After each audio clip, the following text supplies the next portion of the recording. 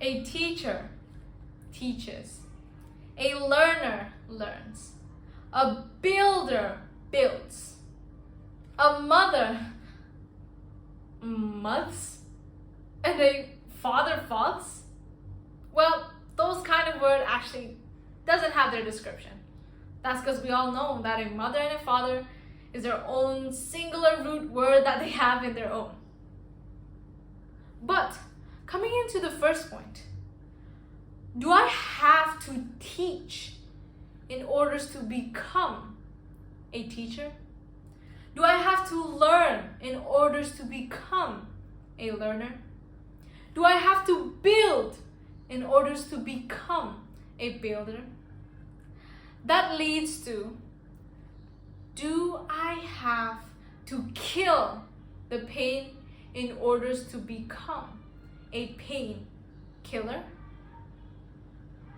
Well, internet viewers, in the English language, adding a ER to the end of a certain word defines as a person who does the action. They can be professionalized or certified, or they just can't do it. Like for example, in the first one, which we had teacher, learner, builder, we can do singer, dancer, writer, etc. And we all know that a singer sings, a dancer dances, and a writer writes. So those are actually the actions that are positive. What about the negative one right here? How are we going to turn them into something negative? Because the ER can apply to every word in the English vocabulary. And so the negative words are murder, shooter, robber, scammer, corrupter, hacker, and etc. And so those are titles that are divided into two categories. And since we are actually advancing the English vocabulary word, that we tend to say, are you a stealer? Because you just stole my heart stealer. Or you're a love murder, or etc.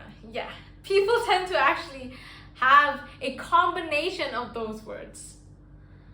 So, with that said, what if the word that we will add up is pain, that ends with a killer?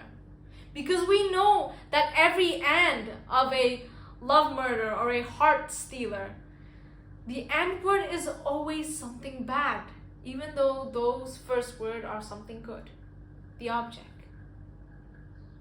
And pain and killer is just both negative, that actually stressing out.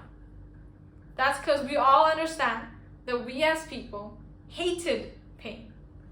We never liked pain, which is why, sadly, at the end of the day, we will still receive pain in the future. And so, something weird is that I actually pray for pain. I wanted pain. And that's because I saw a quote when they say no pain, no gain. Which is why it leads to, when we receive pain, we'll receive gain. So I tend to actually look into the gain, not in the pain. I just expect to receive pain. Which is why nobody literally loves pain. Trust me. Because when I receive something traumatizing, that's where the pain actually never heals me up. We all grow, I understand. We all grow and we matured, and also the number of our ages increased. But the scary part is that the pain that we're bringing with us is also growing. That's why it stays and lives upon us. And so this is about the pain that affects us internally, not pain that leaves wounds or scars, something that's unseen. Which is why medicine can't be the painkiller. And with that said,